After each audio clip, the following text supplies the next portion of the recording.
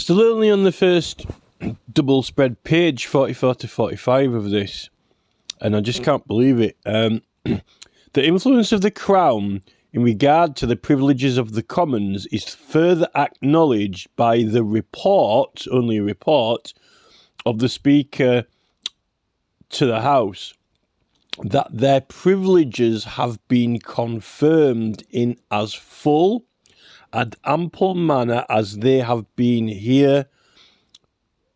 heretofore granted or allowed by Her Majesty or any of her royal predecessors. This custom probably originated in the ancient practice of confirming laws in Parliament that were already in force by petitions from the Commons, to which the assent of the King was given with the advice and consent of the Lords. Well, I just can't believe that paragraph or sentence from Erskine May at all whatsoever, because this custom, well, firstly, Erskine May, this is meant to be Sir Erskine May, an actual member of Parliament, and this is in the 1800s, he wrote this. This custom probably, so he doesn't actually confirm for certain. Erskine May, this is the staple book of what MPs are using for all matters of Parliament, and they keep making new editions. Well, not, I don't even know if they're new editions, because I think they're like omitting things out. This custom probably originated in the ancient practice of confirming laws in Parliament. How can it probably originate in an ancient practice of confirming laws in Parliament? Parliament's meant to be there to make laws, but that were already in force. They were already in force, so why do they need confirming? Well, they needed confirming because they kept having them denied them. There was lots of rights being withheld or not applied, particularly by the courts. That's why they need to reaffirm them, like in the Petition of Right, and then in the Bill of Rights, obviously Magna Carta as well from the Charter of Liberties, because people will not uphold the rights or respect them. So already in force. This custom probably originated in the ancient practice of confirming laws in Parliament. Well, it can't be that ancient because Parliament isn't really that old and ancient, really. And remember, in the 1640s, they only had the short Parliament and then the long Parliament, and then they started having more permanent parliaments. So, and a lot of the time, they didn't have parliaments. You were petitioning the King directly. It was the public, the people, who were writing petitions to the monarch, to the King, asking for complaining about certain laws or taxes and so forth, or for any other request. So, when he's put this custom probably originated in the ancient practice of confirming laws in Parliament, well, the ancient practice is actually petitioning the King directly himself for things being done. And they only called a Parliament hereafter or other after whenever they wanted to, make dramatic changes to taxes or certain things that they think the public wouldn't put up with.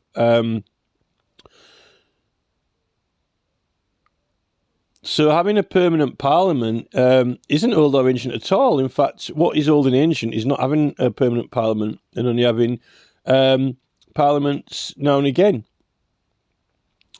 This custom probably originated in the ancient practice of confirming laws in Parliament that were already in force. Confirming them because they weren't being upheld. To which the assent of the King was given. Well, if it's already been existing laws, why doesn't it need assent? It was given with the advice and consent of the Lords. Right? It says petitions from the Commons. What Erskine May doesn't actually put there is petitions from the commoners, petitions from the people, petitions from the subjects to the King. It's a very, very ancient practice, older than Parliament. He's making it sound like it was petitions from the House of Commons, the House of Lords. The only actually House of Lords wasn't the two houses, how they've got them exactly set up now, wasn't even the original setup of Parliament. To which the assent of the King was given with the advice and consent of the Lords. In Atwell's case, 17 Edward IV, the petition of the Commons to the King states that the liberties and franchises your highness to your liege, called by your royal authority to this your High Court of Parliament, for the shires, cities, boroughs, and 5 ports of this realm, by your royal authority at commencement of this Parliament, graciously have ratified and confirmed to us your said Commons, now assembled by your said royal commandment in this your said present Parliament. Well, people were complaining because they wanted more parliaments, didn't they? He's written this in the 1800s. All those charters that go back to the early boroughs, London and different cities, when they're all given their justices and sheriffs and so forth and so forth. In fact, the sheriffs are meant to go back to Anglo-Saxon time, according to the laws of Edward the Confessor. Erskine May is not really, he's not writing much attribution to the people, to the public in this. But whatever may have been the origin, whatever may have been the origin and cause of these customs, he's not certain. It's not a very affirmative book for clarification, this at all whatsoever, from Erskine May. I don't know why it's a staple of Parliament. Likely the staple book of Parliament because they get to make it up as they go along. If Erskine May is not, telling them, not asking them, and making it clear, it seems like they've got free license for creativity, didn't it? But whatever may have been the origin and cause of this custom, however great the concession to the Crown may appear, the privileges of the Commons are nevertheless independent of the Crown and are enjoyed irrespectively of their petition. He's using the word petition. He's saying whatever may have been the origin and cause of these customs, but then he's going on about all the ancient and established. Well, we know what they are. The laws of Edward the Confessor. For the ancient the ancient customs, some have been confirmed by statute and are therefore beyond the control either of the Crown or of any other lower part of Parliament, while others have been limited or even abolished by statute. Well, cannot be granted by the Crown. Well, the statute law says that you can't repeal statutes, and you definitely can't the ancient customs and privileges have been limited or even abolished by statute. Well, Magna Carta was still in force when he's writing this. He definitely abolished them 1967. So almost like, I wonder if Queen Elizabeth got an idea from this or a notion from it to abolish them. While others have been limited or even abolished by statute. Well, actually, no, the statute laws that I've read say that anyone who, any orders made against Magna Carta shall not be holden to none. No judgments can be made against the Magna Carta. And the Magna Carta is different and separate from statute and laws. And the Magna Carta is what holds the ancient rights and customs, particularly the laws of Edward the Confessor and the Charter of Liberties.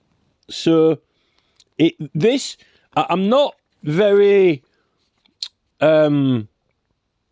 impressed by this Erskine May book at all whatsoever at this stage. And the last video was only criticising page 44, really, in the first part of 45. And now I'm turning over to page 46, and there isn't even that much writing on each page. I've got to do up to page 112 from 46. Each privilege will be separately treated, beginning with such as are enjoyed by each house collectively. This is illegal. If you're talking about the Bill of Rights when it comes to Jeremy Johnson KC, there aren't that many in the Bill of Rights. So it's meant to be for everyone engaging with the matters of Parliament. Each privilege will be separately treated, beginning with such are enjoyed by each house collectively, and proceeding thence to such as attached to individual members. But before these are explained, two of the points enumerating the Speaker's petition may be disposed of as being matters of courtesy rather than privilege. Now he's saying it doesn't even know if these are privileges or not, they might just be courtesies. The first of these is freedom of access to Her Majesty, and the second that their proceedings may receive a favourable construction. Privilege of access to Her Majesty, well, the monarch's not going to be allowed into the House of Commons, and anyone, through the Tumultuous Petitioning Act 1661, anyone can lay petitions to the King, although obviously not inside Parliament or in the Lords, but approach, so access to, that you've got access to the monarch. Just look at republic.org.uk that are doing all those protests at the moment. We have access to the Majesty through the proceedings of Parliament, but it doesn't mean to say that you don't have access otherwise. Freedom of access for the Commons. The first request for freedom of access to the Sovereign is recorded in the 28th Henry VIII, but, says Erskine, it appeareth plainly they ever enjoyed this, even when the kings were absent from Parliament. It's really concentrating on Henry VIII. That's like 1500s, isn't it? So that's before the 1661 Tumultuous Petitioning Act, and in times of Richard II, Henry IV, and downwards, the Commons with the Speaker were ever admitted to the King's presence in Parliament to deliver their answers, and oftentimes under Richard II, Henry IV, and Henry VI, they did propound matters to the King which were not given them in charge to treat of. Privilege of access is not enjoyed by individual members of the House of Commons, but only by the House at large, with their Speaker, and the only occasion on which it is exercised is when an address is presented to Her Majesty by the whole House.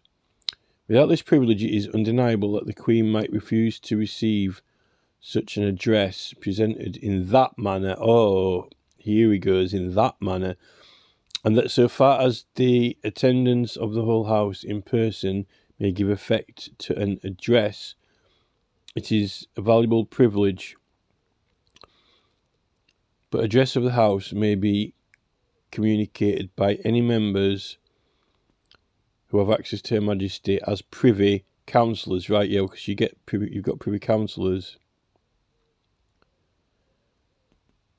And thus the same constitutional effect may be produced without the exercise of the privilege of the House. Yeah, well, he's not mentioning the 1661 Tumultuous Act, which you don't even need to be a member of the House of Parliament at all.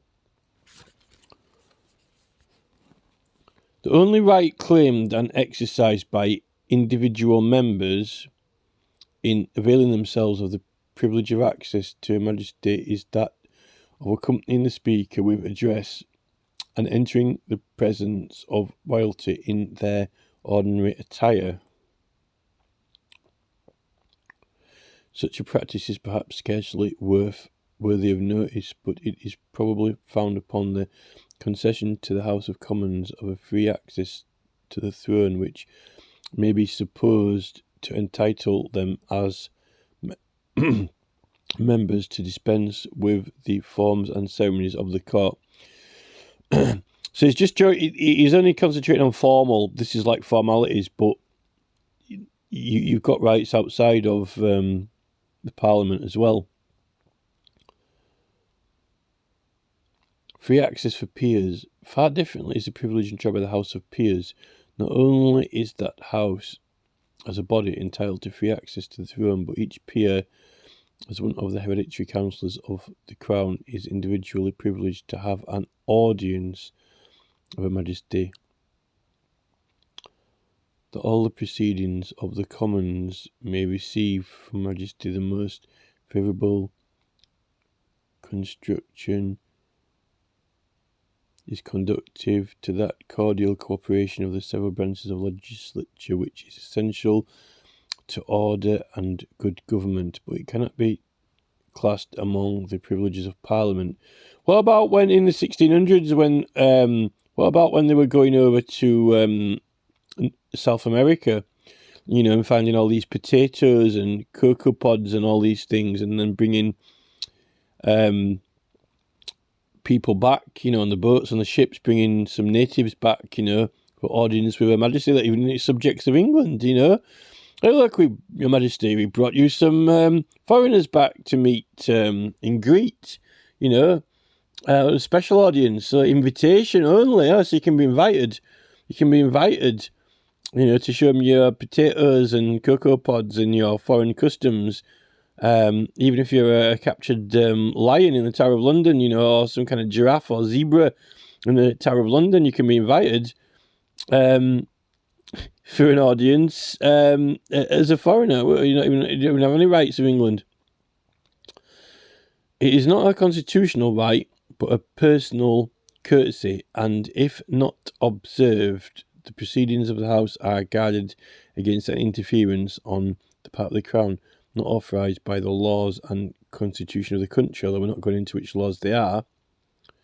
The occasions for this courtesy are also limited, as by the law and custom of Parliament, the Queen cannot take notice of anything said or done in the House, but by the report of the House itself.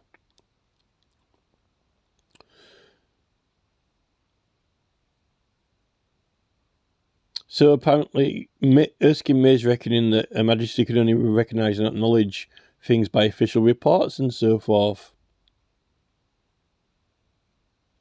I find that hard to believe, particularly when each citizen has got the right of petition in writing by writ, particularly if you write it down.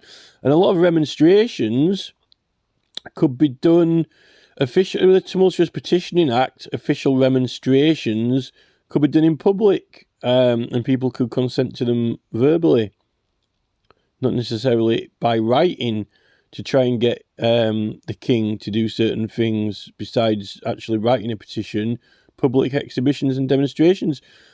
So, if those remonstrations, which are meant to be acknowledged through an act of law, 1661 Act, you can even approach the monarch. Erskine May here is saying that, speak to my hand because my face ain't listening inside the Houses of Parliament unless it's written down and handed or produced by some record. It rather is, I really, I thought this book, when I opened it, was going to be the actual,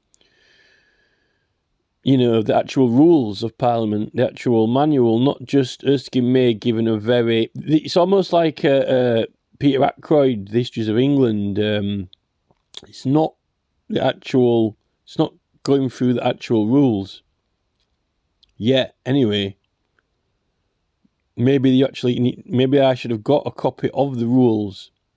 But then again, half of the things published on the Parliament website are only guidelines and guidance. You have to actually get the standing orders, list of standing orders and the rules out. Well, this is supposed to be a guide to them. A treatise upon the law, privileges and proceedings and usage of Parliament. So I've noticed that this book, this Cambridge book, it's the format of it. It's same as I had a treatise on cosmic fire. It's the same. It's the same publication, cover style of the cover and format. Each house is a constituent part of Parliament, exercises its own privileges independently of the other. I thought I already said this part, but they are enjoyed not by any separate right peculiar to each, but solely by virtue of the law and customs of Parliament. Well, this is what I bought this book to find, the law and customs of Parliament, but I've not been mentioned. No specific law has been mentioned yet. There are rights or powers peculiar to each, as explained in the last chapter. But you didn't explain anything. But all privileges properly appertain equally to both houses. These are declared and expounded by each house, and breaches of privilege are registered and censored by each, but still it is the law of Parliament that is thus administered. The law of Parliament is thus defined by two eminent authorities. As ever court of justice hath laws and customs for its direction, some the civil and canon, some the common law, others their own peculiar laws and customs. He's repeating himself here. He's just said, he's repeating some the peculiar laws and customs. Erskine May, he's got like about, he's been juggling about 3 or 4, like, it's like, have you heard of like a one-liner? He's been juggling like the same sentences and words and lines for the last 2 pages, just juggling them back. It's like a juggler with 3 balls who's juggling 3 balls. He's got like 3 sentences that he keeps juggling them. We haven't actually got anywhere yet. It's also the one peculiar one called Les et Consueto Parliamenti. This law of Parliament is admitted to be part of the unwritten law of the land. Unwritten? What? Also his own peculiar law called the Les Consueto Parliamenti. This law of Parliament is admitted to be part of the unwritten law of the land, and as such it is only to be collected according to the words of Sir Edward Coke out of the rolls of Parliament and other records, and by precedents and continued experience. This is not written in law. These are like I think this is going to be like the resolutions and so forth. And other records, he's not going into what they are. There are precedents and continued experience, to which it is added that whatever matter arises concerning either House of Parliament ought to be discussed and adjudged in that House to which it relates, and not elsewhere. To which it is added that whatever matter arises concerning either Houses of Parliament ought to be discussed and adjudged in that House to which it relates, and not elsewhere. Well, that's ridiculous, because in the 1688 Bill of Rights, right to petition, the wording of it is that all matters, free speech and debate in or out of Parliament for matters of Parliament, because how does it get into Parliament?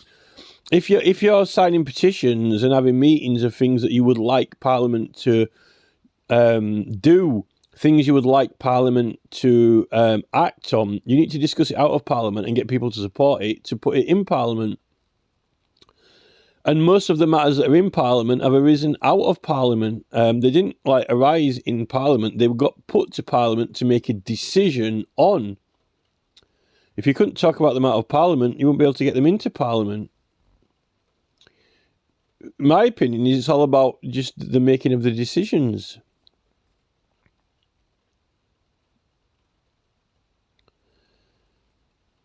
This Cook guy gets mentioned quite a lot, actually, in some other books that I've read. To which, I don't know, whatever matter arises outside of Parliament, it's not saying that, concerning either houses of Parliament, ought to be discussed and judged in the House. Well, it can be discussed outside it, only it ought to be judged in there. So this is wrong.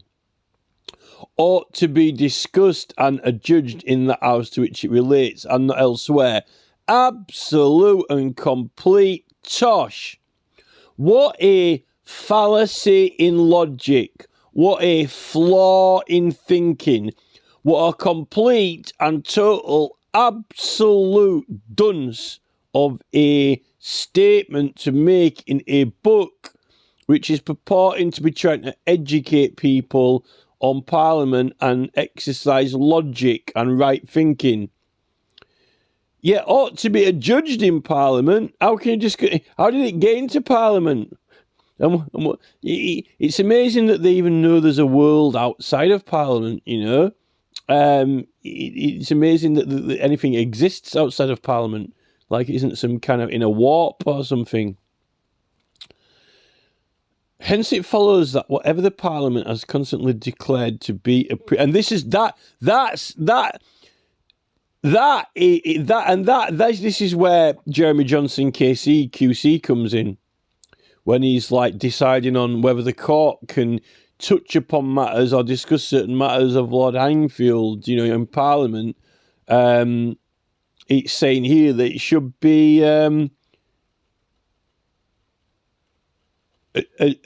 discussed or adjudged only in Parliament. Well, yeah, decisions being made upon, but not discussed only in Parliament or inquired into. I mean, how do you meet freedom of information requests, for example, or how does the inland HM Customs even do the taxes for Parliament? You know, I mean, I'm only on page 48 now. This is right on the hot spot now. We've literally got the pen on the full stop, the point on the matter here.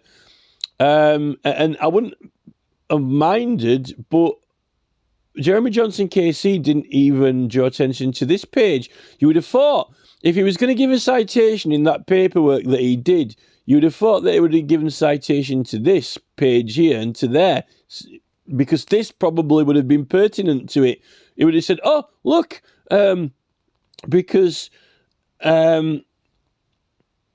to which it is added that whatever matter arises concerning either houses of Parliament ought to be discussed and adjudged in that house to which it relates and not elsewhere. Well, how did it get in there? Someone had a meeting and even got 100,000 people to sign the damn thing to get it in there to put it through both houses. That, if Jeremy Johnson KC was going to base any of his paper on anything, particularly point 13 that he gets to, right, on anything, it ought to have been those two lines there on page 4, halfway down page 48 of this book. He could have based it on that, given to the fact that Erskine Mate is talking absolute and complete tosh and it defies logic and thinking. And this is not even based on one piece of statute, legislation or act yet. I'm extremely concerned that people in Parliament are learning and reading from these books. That's what I'm concerned about. Hence, it follows that whatever the Parliament has constantly declared to be a privilege is the only evidence of it being part of the ancient law of Parliament. But law is legislation and statute and the Great Charters, although they're all distinctively Hence it follows that whatever the Parliament has constantly declared to be a privilege is the only evidence of its being part of the ancient law of Parliament. So they're even saying what privileges even are. Well, the word privilege is privy and liege. Privilege. So it's basically, privy means having the basically secrets or unknown things that are only known to certain people. Information is only known to certain people. Like, you might have the privilege of knowing, your password on your phone because you know it. And liege is allegiance, certain allegiances. So it's kind of knowledge and knowing of things that, that you get to know through certain allegiances and so forth. Is the only evidence of it being. So their declarations of what is a privilege, what they say as the only evidence of its being part of the ancient law of Parliament, Well, the ancient law of Parliament is the law. There are laws and procedures in the actual legislation, and not standing orders or resolutions. That's what the Bill of Rights is. That they've got a certain law or right for freedom of speech, and they've got a right to lay petitions. And if you see illegal prosecutions by the King's Bench for matters cognisable, decidable, debatable in Parliament. Well, to cognise means to calculate and work out. That doesn't mean you've got a right to discuss it or touch upon it. It only means, like mathematics. Mathematics is the calculation. Mathematics, you can know numbers and talk about numbers and discuss numbers. And you can, submit sums. You can say, there's some sums here. Can you add them up? Like 5 plus 7 plus 8 plus 9 plus 10. You can have a lot of mathematics, right, written down on a page what aren't solved, right? So you go into school and then you're going to do some maths, right? Now here are some sums to do. 5 plus 2, 18 plus 1, 7 plus 7, 15 divided by 3, right? Now, you could talk about those sums and you can talk about the numbers until you do the math and add them up and calculate them to get the answer. Then you haven't necessarily gone through the process of calculation, coming to the conclusion, to the answer, working it out, calculating it, or processing it. You still talk about them. Or debate them. The thing is, though, you can debate. The public needs to discuss matters in order to decide what they want to do or what they should be asking to be done. But in Parliament, that's their debate. That doesn't mean to say that it can't be discussed or talked about. Other persons come to conclusions and then they can make requests about it. The only method, says Blackstone, for proving that this or that maxim is a rule of the common law is by showing it have always been the custom to observe it. But this is the thing to do with Edward the Confessor laws as well. But showing that it have always been the custom to observe it. Well, what about when they're repealed? This is the thing. Even though if they're repealed, though, there's still written evidence of them. I think that's one good thing about the customs of Magna Carta and the Charter of Liberties and the laws of the realm, is that, there is some sort of written evidence or something, even if it's been repealed, that at least was a traditional law. And it is laid down as a general rule that the decision of courts of justice are the evidence of what is common law. But then also, The thing is, the people are the customs of the people. You see, in justice, you can be judged by the law of the land or by the opinion of your peers, which is, the actual people, their own opinion. What are their customs of the people, and what do they think is acceptable or not?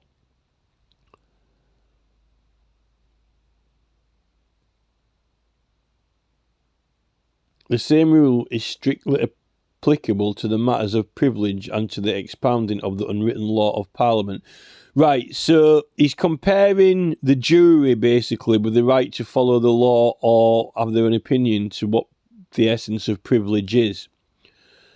Which is fair enough.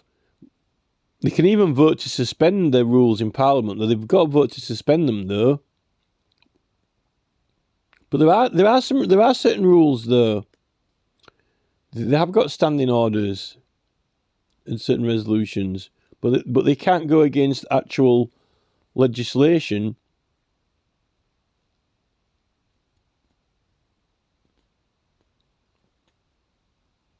It's starting to get quite tenuous now, is this?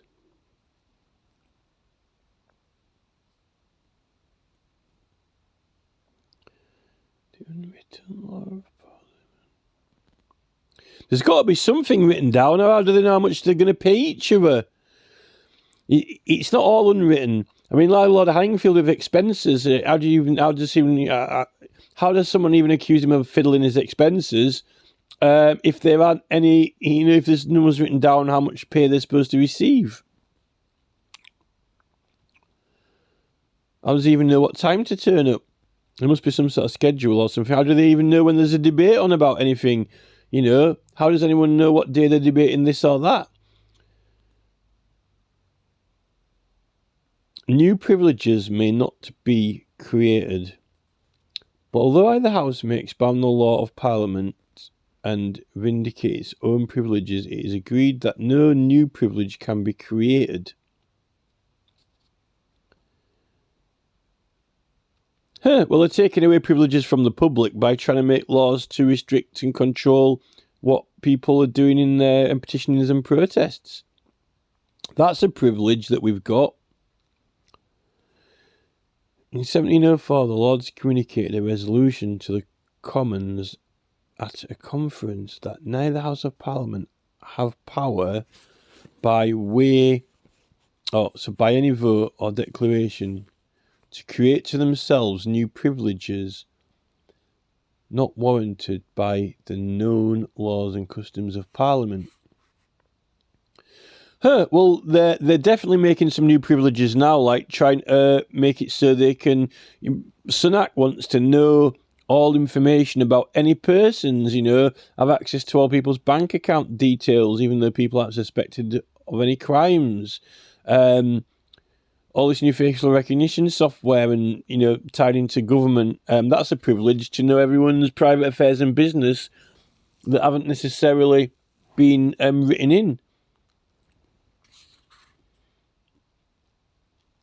Which was assented to by the Commons. In treating of the privileges of individual members, it will be shown that the earlier periods of parliamentary history, the Commons did not always vindicate their privileges by their own direct authority, but resorted to the King, to special statutes, to writs of privilege, and even to the House of Lords, to assist them in protecting their members.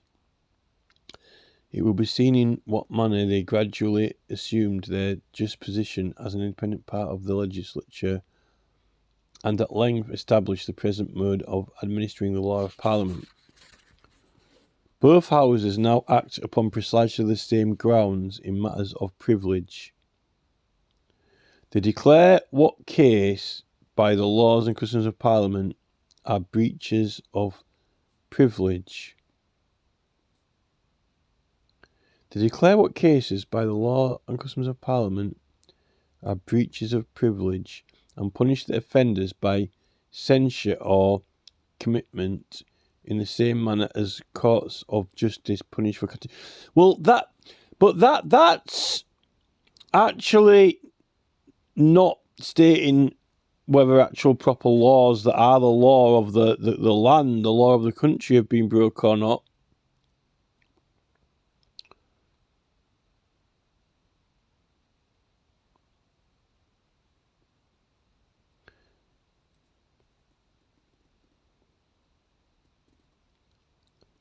What about us when we're using rights as well? In such matter the court, in the same manner as courts of justice punish for contempt, the modes of punishment may differ in some respects, but the principle upon which the offence is determined and the dignity of Parliament vindicated is the same in both houses. So I guess that's kind of, well, I'm saying I guess, but this is like, when they're in the chamber, for example, in the Commons, and one of them misbehaves or something, and can get kind of like suspended, and then it's sent out for like trying to pick that mace up and walk out with the mace, or just shouting or something like that, because they're meant to have complete freedom of speech.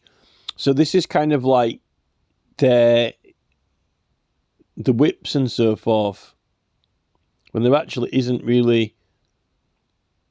But they vote on it, don't they? Do they have a vote on it? They do that in Congress.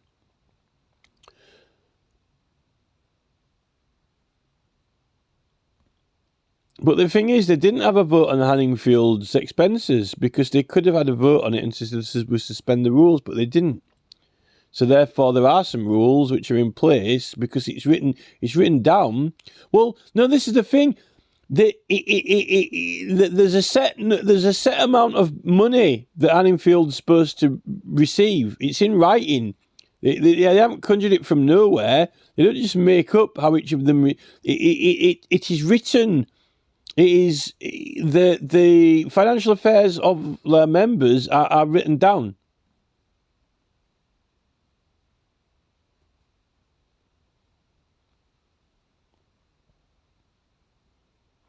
That's different from freedom of speech. What says there's not freedom of speech in Parliament, where you apparently, according to the privilege, you can say what you want. But if some of them misbehave, then they will, the Speaker and the other members will decide and vote upon. If someone should be, it's sent out, like a headmaster sends someone, to do 100 lines or whatever, when there's nothing actually written. There was actually something written for the expenses of something which followed. With the freedom of speech, there's nothing actually written about what you can or can't say. It says it's completely free. So they've got like, it is absolute freedom, which they then choose to vote on, or the Speaker to control, because there isn't anything written other than, that obviously, it shall be completely free. There isn't, it's not like, it doesn't say, members of Parliament can be paid whatever they want or whatever they fancy. It doesn't say like, Hanningfield can be paid, whatever, like today that he wants £5.50 and then tomorrow he wants £10 million. It doesn't say, freedom of payment.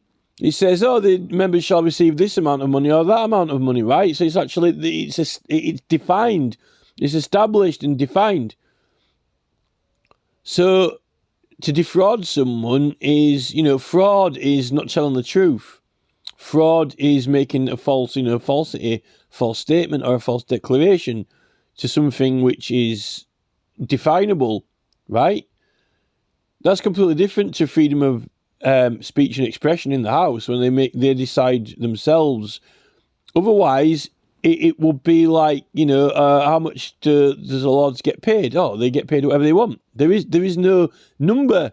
Baroness M, walks in and whatever.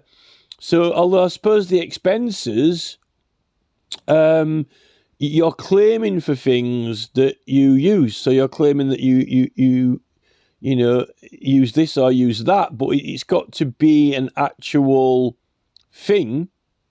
It's got, they can't pretend or make it up. You can't claim for a Ferrari when there is no Ferrari.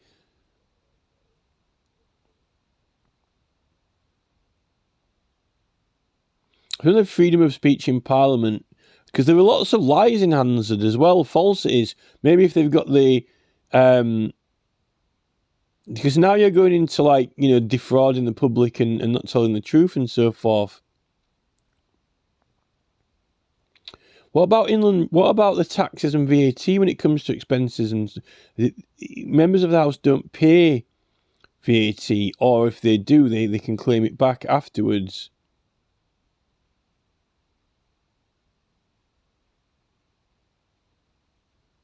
Some of them pay it and then claim it back. So you need to be able to establish something in order to make a claim on it, and that claim is outside of Parliament, isn't it? So, because HM Revenue and Customs is not actually Parliament itself, it's a department of the government.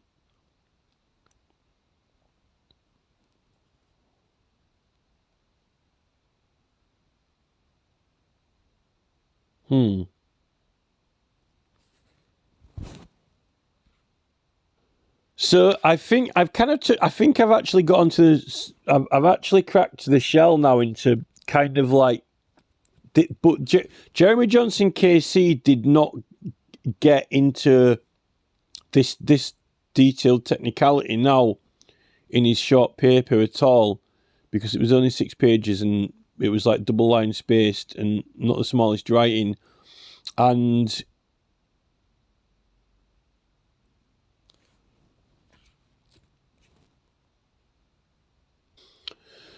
the right to commit for contempt, though universally acknowledged to belong equally to both houses, is often regarded with jealousy when exercised by the Commons.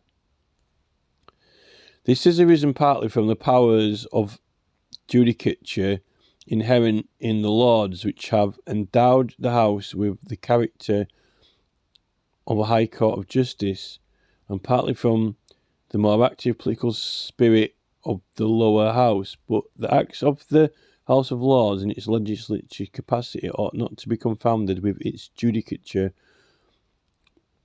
nor should the political composition of the House of Commons be a ground for limiting its authority. The particular acts of both houses should undoubtedly be watched with vigilance when they appear to be capricious or unjust, but it is unreasonable to cavil at privileges in general which have been long established by law and custom. He said that the privileges aren't necessarily established in law, that they're established through Parliament. He said earlier on that they're established through mere tradition and resolutions and so forth. Now he's saying that they're established in law and custom, but the customs are recorded, which are essential to the dignity and power of Parliament. The power of the House of Lords to commit for contempt was questioned in the case of Earl Shaftesbury in 1675. So that's actually after the Tumultuous Petitioning Act, 1675. That's 5 years after William Penn case, and of Flower in 1779, but was admitted without hesitation by the Court of King's Bench.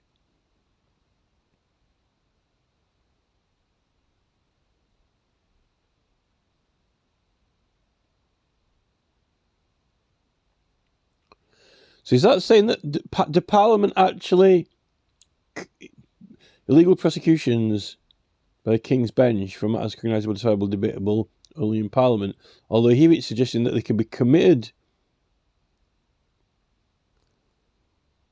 to the King's Bench. The power of commitment has always been exercised by the Commons, and it's just established upon the ground and evidence of immemorial usage. The thing with Lord Hangfield is that it was a newspaper who investigated him and then complained about him to the police, and the CPS brought charges. It wasn't actually Parliament itself that said, he's been fiddling expenses or cheating money. It was other people who had basically complained about it. So Parliament never themselves decided to initiate any action. It was an independent investigator who brought it to the attention of the police. It was admitted most distinctly by the Lords at the conference between the two houses in the case of Ashby and White in 1704. It had been repeatedly recognised by the courts of law by 11 of the judges. Repeatedly recognised by the courts of law by 11 of the judges in the case of the Aylesbury men, by the Court of King's Bench in Murray's case, by the Court of Common Pleas in Crosby's case, by the Court of Exchequer in the case of Oliver, by the Court of King's Bench in Burdett's case in 1881, in the case of Mr. Hobhouse in 1819, and lastly in the case of Sheriff of Middlesex in 1840. The power is also virtually admitted by the statute 1 James 1, Chapter 13, Section 3, which provides that nothing therein shall extend to the diminishing of any punishment to be hereafter by censure in Parliament inflicted upon any person.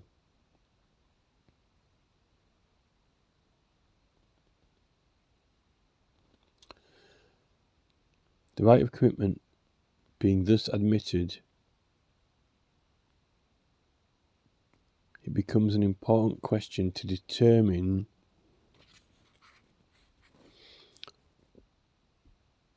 what authority and protection are acquired by officers of either house in executing the orders of their respective courts. So these are all actually cases. They can be prosecuted. Any resistance in the Sergeant at Arms or his officers has always been treated as a contempt by the Commons, and the parties in numerous instances have suffered punishment accordingly. I think this is where all these citations like this, I think this is where Jeremy Johnson KC got his idea for his citations from. I think he's actually got a lot of inspiration in his paper from Erskine May, because he does cite Erskine May. This is why I'm ending up reading it. In the case of Ferries in 1543, the Commons committed the sheriffs of London to the Tower. All right, so they're actually the Commons are actually now they're actually committing people who aren't members, who aren't just each other, for having resisted their sergeant at arms with his mace in freeing a member who had been imprisoned in the Compter. Ha! They weren't sending. Why didn't they send the sergeant at arms to go release Hanningfield the first time round when he was imprisoned? That would have been something, wouldn't it?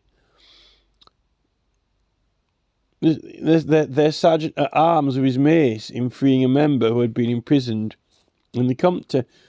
In 1681, after a dissolution of Parliament, an action was brought against Topham, the sergeant at arms attending the Commons,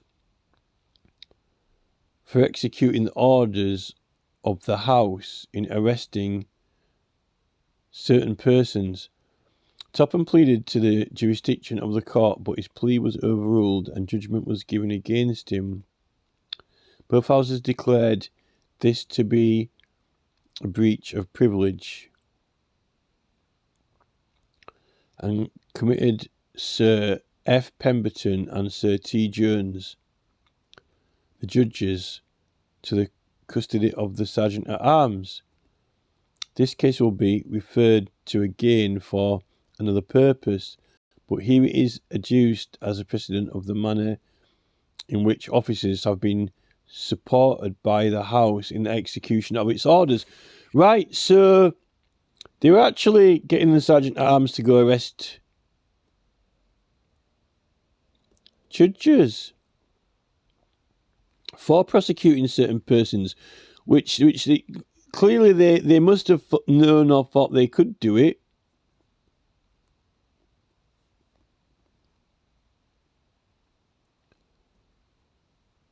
It seems to me, therefore, like they're treating it in here like it's just a higher court that can overrule other courts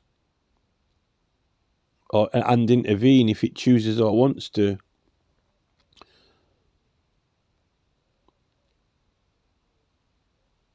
The other courts can't make decisions and come to verdicts that only Parliament can do, though. That's the thing.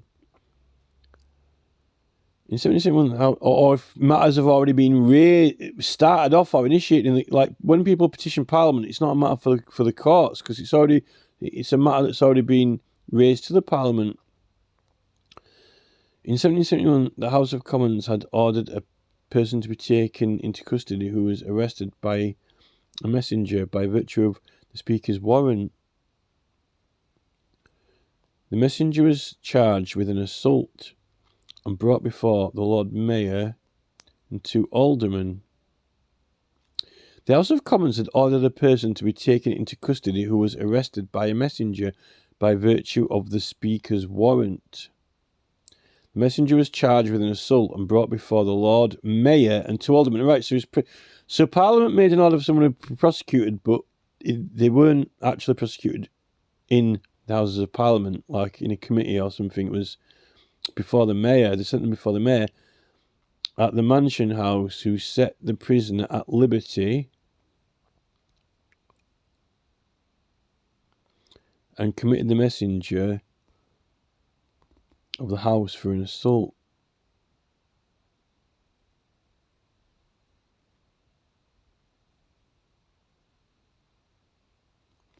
For this obstruction to the orders of the House, Mr. Alderman Oliver and the Lord Mayor were committed to the Tower. The House of Commons had ordered a person to be taken into custody who was arrested by a messenger by virtue of the Speaker's warrant. The messenger was charged with an assault and brought before the Lord Mayor and 2 aldermen. Right, the Mansion House, who set this obstruction, the orders of the House of Aldermen and the Lord Mayor were committed to this. Alright, so the Mayor and the aldermen intervened in Parliament's messenger business, and then they had the Mayor arrested and the alderman. There's a messenger walking around.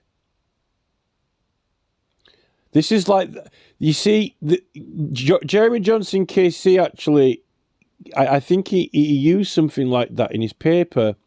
He used something to do with the clerk going about business. So this is actually business outside of Parliament, walking around like Hanningfield wasn't in Parliament when he was going about his business.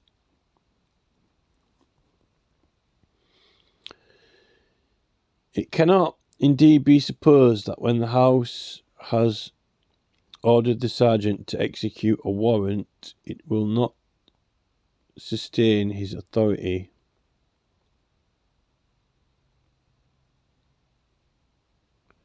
And punish those who seek to resist him. But a question still arises.